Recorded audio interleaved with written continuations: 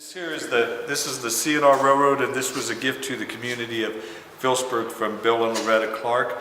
And Bill, he was a photographer here in town for 60 years, and they didn't have no children, and they had nieces and nephews, and so they thought when they built the Huck Boyd Center here that this would be a good place for them to have their train collection. And one of the reasons that they put their train collection here was Huck Boyd was very instrumental in keeping the road, after the Rock Island Railroad went bankrupt, he was very instrumental in keeping the railroad going through northern Kansas, southern Nebraska, and western Colorado. And he helped to form Huck Boyd helped to form the Mid-State Port Authority, and was the chairman of that. And there's a citation over here from the Phillipsburg Area Chamber of Commerce that's recognizing Huck for his work with the Mid-State Port Authority.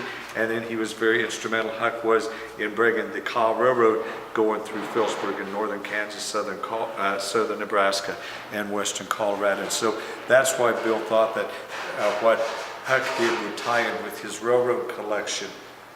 And he started collecting his trains in 1966, and he had them at his studio downtown for 31 years. There's a picture over there on the wall that shows what it looked like at his town downtown. And then when they built the Huck Boyd building out here, the Huck Boyd Center out here, then Bill and Loretta used their own money to help pay for this so that it would be located here. We have a quarter of a mile of track and approximately 2 miles of wiring that have everything running. We have 49 switches. The switches are from around the late 50s, and when we run the trains, sometimes they work real good and other times they don't. We never know what's gonna happen with them. What I find really amazing is there's 4,000 track screws that hold the track down. We have a 5-stall roundhouse here. This 5-stall roundhouse, this is modeled after what the roundhouse here at Phillipsburg looked like. There's one in Belleville that was made like this, one in Goodland, and 2 places in Nebraska that had roundhouses like this. Our freight yard, there's 9 side tracks of freight yard. There's 4 tracks of passenger. We have 5 275-watt transformers that run the trains. There's 57 feet of mountain range and 25 feet of valley. We have 146 engines, 261 cars, and 41 cabooses for a combined rolling stock of 448 engines, cars, and cabooses. And Stephen Krause of Denver, Colorado, he's the one that drew up the layout plans. Jim Telbert of Missoula, Montana, he laid the track according to the blueprints by Stephen Krause, and Joan Telbert, that was Jim Telbert's wife. She helped to build the mountain range. They started it's made out of paper mache. They started building the mountain range on June the 9th, and they finished it on August the 28th, and they worked about 24 hours a day when they built the mountain range. The layout table was built here by Jerry Kazee of Phillipsburg and his helper Ace. And Don Wilson of Don's TV here in Phillipsburg, he's the one that did most of the wiring, and he's a good troubleshooter for us if we have trouble with something that's working. But right now, about everybody that comes out here and works, they understand how everything is working. There were other people who helped with various jobs on putting our CNR Railroad together, and Bill's wife Loretta, she's the one that crawled out here on the table and put all the men, the animals, and all the shrubbery together. One thing that is really interesting is that the brick on the streets there, they were starting to deteriorate, and so we had the ladies from Science Solution here in town go out. They took pictures of the Phillipsburg brick uptown, and so those are actual Phillipsburg brick that are on our layout table. We've been told here at the CNR Railroad that this doesn't look like a real railroad yard because there's no graffiti on the cars. Well, we have a camera right up there to keep that from ever happening to our train collection. We have 136 lanterns on display and many old railroad items, along with a collection of 162 timetables. The oldest timetable that we have is an 1879 Burlington timetable that's located right here in the showcase. And then the lanterns, you see some of the lanterns that are set up here, and they work pretty much like stoplights. So the clear ones is everything is clear sailing.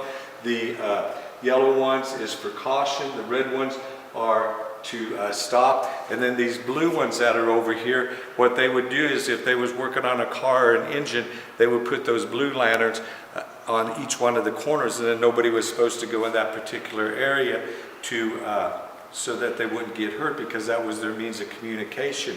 And I had an older gentleman here from Salina a few years ago, and he said, yeah, that was right, that one time a conductor went in there to move out an engine in that particular area, and he moved the engine out of where those blue lights was. The next day they saw him with the tool bag, and he was fired on the spot, never allowed to run the trains again because he broke that rule. They don't use lanterns anymore, they've told me, but they do use blue flags, and they put blue flags out on there.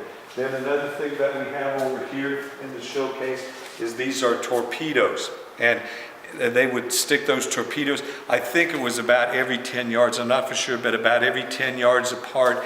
And if they put two of them, if you had two of them go off, then you brought the train down to about 20 miles an hour, right in that range. If you heard three of them go off, you brought the train to a complete stop, because there was danger up ahead and they didn't want the trains to run. And they have little lead clips on the side, and that's what they fasten to the side of the railroad. Then, there we go. Then this here is a messenger pole, and we have two of these messenger poles here at the CNR Railroad. And back in the 1870s, they made these out of bamboo. The engineer was up above, and we held it high for the engineer, and then we had it down low for the conductor back at the caboose. All right, and a few years ago, there was a boy that come here. He graduated from Phillipsburg in 1970, and his name was Ron Groen. And the first day on the job, he went out to Rexford, Kansas, which is west of here, and his first day on the job was to hold this messenger pole. Now, he held that messenger pole up here like this, and it was his first day on the job, and the train's coming down at him, going about 60 miles an hour, and the closer the train got, the scareder he got, and he just knew that he was going to get hit, and he started shaking like that, and that train's coming right at him, and think how close he is going to be to that train, and he starts shaking like this, and the closer it got, the scarier he got, and right at the last minute, he flinched and missed getting the message to the conductor. And so it took him 1.5 miles to stop that train. They had to back that train all the way up so they could get their message, because that was their only means of communication. He said he was in a lot of trouble that day, and he never missed getting a message again to the conductors. Now, after they quit making those out of bamboo, circular like this, they designed this string section. All right, and so what they did was they'd hold their arm, the messenger pole up here like this, and then the conductor and the engineer would hold their arm out here like this, and the string would break off inside their arm, and that's how they was able to get their messages. Diagram, and he had his own way of doing things. So we revamped this, and each controller is color-coded. All the switches are numbered here and corresponding up there. So if somebody's down there and hollers a number out, we know what to do and what to switch. We got two of these, that way we can train new people easier, and we know where everything's at that way.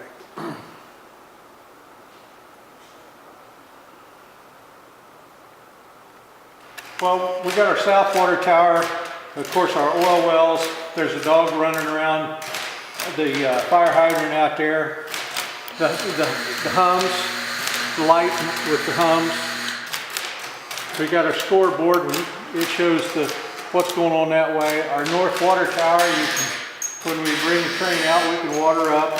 We got the ice house and then the horn. The sand doesn't work very well, and the sled is a little slow. And then we have our station out there, so that when the train goes out, it lifts up and down with the station, like people's coming and going. All of our tracks are listed so that we can turn each track on, off. All of our switches are set. That's where this diagram all comes into play.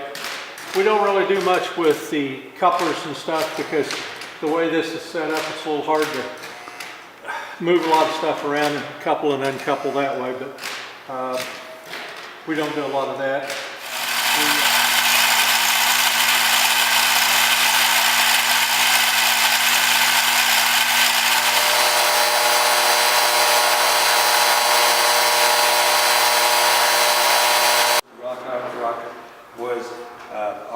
16th, 1966, and that's a picture of the last time the rocket come through Phillipsburg.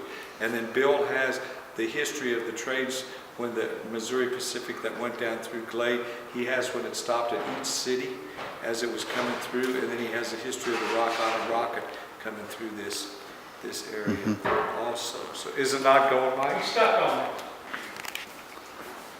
I think I can do this just a little. Well, I came in on Kansas State 9, and I think that went through Glade, right, and Lenore. I could see a roadbed in there, but I didn't know which railroad it was. It's Missouri Pacific. Pretty curvy thing. And Bill, when he was growing up, he had a Winchester coaster wagon. Yeah. And he used that for his train and would pull that all around, and he'd start at 6 o'clock every night, and he'd use the water meters as his dispatch station. Yeah, we'll bring that now. Or maybe we will.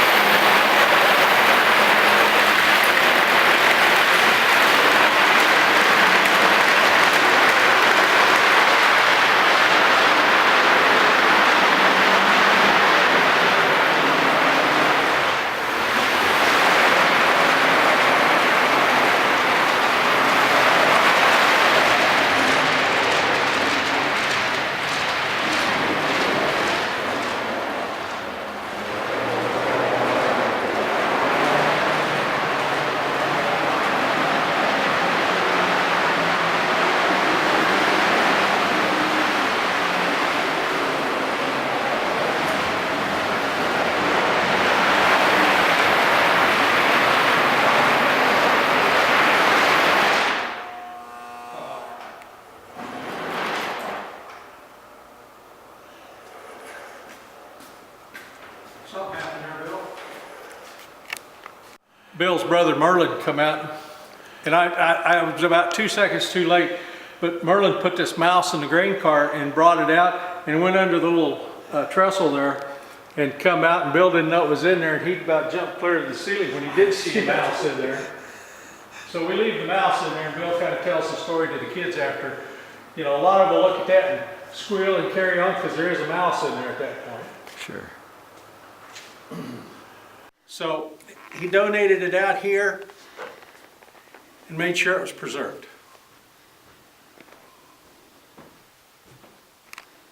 Mr. Schick there was going through a lot of the paperwork and stuff one day. He found a sheet that showed donation of the trains, building of the track, you know, the architect, the building people, the wiring guy, everything involved some 21 years ago now. They figured a cost of about $160,000 at the time.